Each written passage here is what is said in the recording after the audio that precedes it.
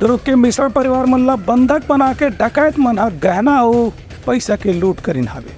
देखो हमार खास रिपोर्ट। दुर्ग जिला में बीती रात गनियारी गांव में 5 डकैत मन एक आरा मिल मालिक के घर में जाकर के और मिश्रा परिवार के सभी सदस्य मन ला बंधक बना के डकैती की घटना ला अंजाम दी है। पुलिस डाले बताया गया कि 5 डकैत मन रात के 3 बजे मिश्रा परिवार के घर में पहुंची और परिवार के हर सदस्य ला बंधक बना के रख दी रही। उसके बाद उनकर घर के अलमारी में रखे कीमती जेवर गहना और नगद पैसा लूट के फरार हो गई। पुलिस ला जैसे ही घटना की सूचना मिली तुरंत दुर्ग पुलिस एक दल के साथ में घटना स्थल में पहुंच के जांच शुरू कर दी है। पुलिस और फॉरेंसिक टीम के साथ में सूंघने वाला कुत्ता के भी टीम ला लेकर के घटना के संबंध में आरोपी मन के जाए के दिशा की तलाश करे जाते।